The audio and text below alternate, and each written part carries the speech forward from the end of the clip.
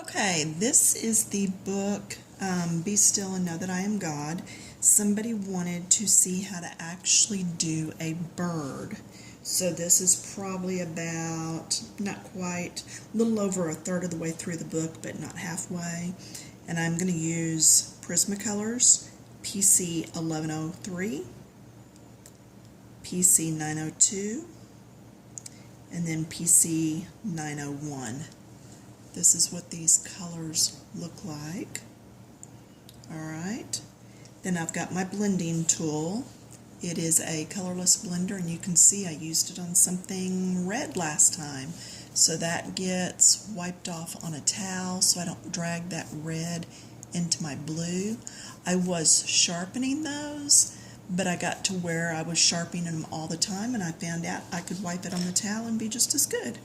So, when you're doing a bird, you remember when we do flowers, we always talk about what's underneath. Well, this part of the tummy is underneath that wing. This part of the tail is under that wing. So I am going to come in here and do this tail, and I'm just coloring it in. And I'm going to color down close and then leave that little bit of white. If I fill that in, it's going to be hard to come in with the next color. That was my medium shade. Now I'm going with my dark. It's hard to, you get layers of buildup, okay? I guess that's the best way of saying it. And if you don't leave that little bit of white in there, then you have nowhere to go with your dark, all right? And that dark's not showing up real well for y'all. It's showing up pretty good for me. Let me go ahead and take the blender to this. It's already almost 2 minutes into the video. Yep, we're over 2 minutes, and I'm trying to work quickly. So, anyway, there we go. And you can see it smeared there. I'm not worried about that because that's going to get covered up. Usually the belly of a bird is lighter. So I went quite a bit lighter on here, and I tend to scribble some when I color. I always tell y'all, be careful, don't scribble, but to be honest with you, when you're using Prismacolors, if you're blending good, that scribble's not going to show and you can get away with it. Now I'm going to come out. Can you hear it lift? I'm going down and then lifting up, and that's really helps my blends a lot. I'm going to do the same thing here, lift up. Okay, then I'm going to come in with the medium color, and I'm going to come this way.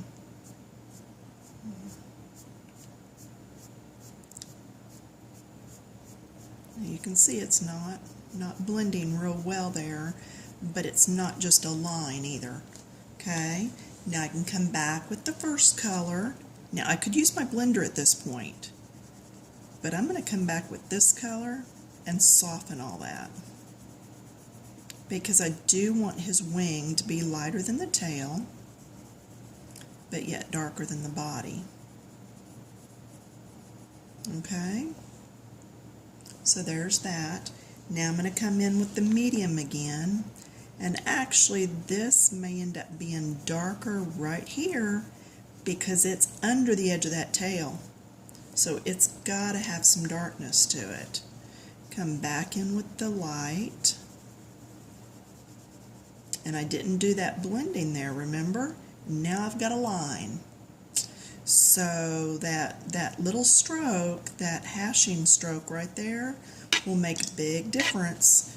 So I'm going to come back in here and make little hashes coming out. I call them little hash marks. But now you can see that's already blended better. Then I'm going to come in with this dark one, and I am going to fill in right here. I had just a little area of white left because I really want that to look like it's down under the wing. Okay, then I'm going to come in. I'm going to blend that again. Blend that up good. Blend around here, get rid of all these little pencil lines. And I did not wipe off the blending stick just because I'm still in those same blues. If I was going to another color, I would have wiped it off. Now see, I'm pulling this out. I'm going the direction each time that I want to pull that color. So I'm wanting to pull the color out this way, so I'm dragging it out. And then don't take your hand and brush over your work. You're going to smear it. Take either a soft brush. This is a mop brush. My goodness, that looks huge to y'all.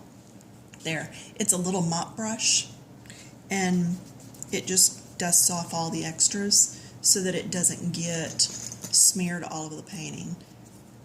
I know it's not a painting, but a lot of coloring book or pencil artists call it painting. So there it is, and then I'm going to blow it back up again.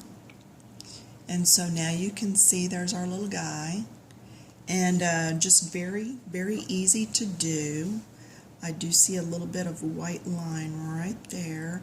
If you'll look at your work through a camera or in a bathroom mirror, come on, focus, it will show you where your mistakes and stuff are, so that's always a good thing. Now I can do the same thing with a different color on another bird. It's going to be the exact same process. So I flipped you upside down because it's the only way for me to get this bird on the page and still have it blown up that large.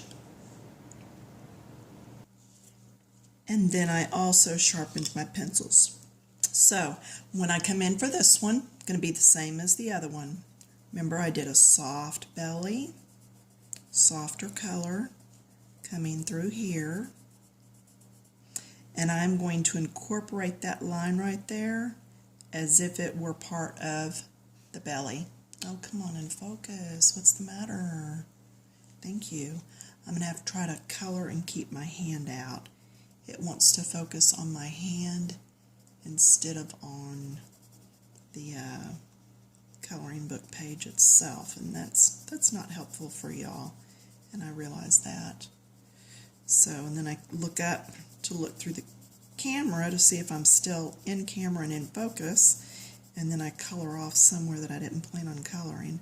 But anyway, so I'm going to go ahead and do over here around his little head, and I'm going to just kind of pull that in a little, just like I did over on the other one. Okay, now I've got that a nice, good, creamy coat. I just love how creamy these color pencils are. If you were using your Marcos or a different brand that were not quite as creamy, you'd be doing a lot of those tick marks. Okay, so just know that you have to work with what you've got, learn how they work for you, and go from there. You know, not everybody has all the different supplies. Now, do you see how I've done real soft there? I really wouldn't even have to come in and blend that. So once you've practiced enough, you're going to get to where you're going to know how much pressure. See, I'm barely even touching this. It's like stroking a baby's face, just barely touching. But I just want to pull some of that blue down, and then I'm going to come in here, because this is actually under all this. It would be a little bit darker. Now I'm going to make this tail dark, like I did the wing. And that right there, that's what I'm talking about, tick marks.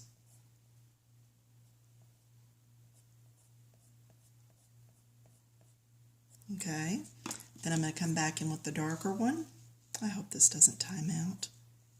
I'm going to come down this way because that is under this. I'm going to come up this way just to add some interest there on the tip. And then this is underneath. So this is all going to be brought down.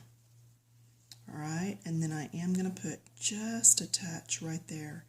I mean, I am just barely touching the paper. And then I'm going to come in and blend it all. I'm going to blend staying in my sections You don't want to take and just scribble over the whole thing. You want to pretty well stay in the sections, but these little guys can be done pretty quickly. And then I'm going to there's still a tip on this. I just have to turn and find it. Then I'm going to get up on that tip to do this little area. And then while I've got a tip there, I'm going to do these and come in through here. And that, my ladies, is how to do a little bird that's blue. So if you want to do it red or yellow, orange, whatever, you're going to do the same thing. Pick you 2 or 3 colors that you like and start with your light and go to dark.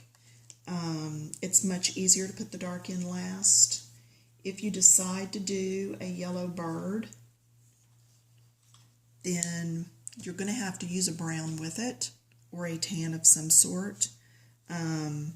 These are PC 916 and PC 1033 if you decide to go with some yellow birds. Yellow is some of the hardest colors to paint with. Anytime I paint roses in yellow, they sell right away because I've learned how to put that brown in, but it's not an easy thing. In fact, I may come back and do these roses in yellow just to help show that. All right, talk to you later.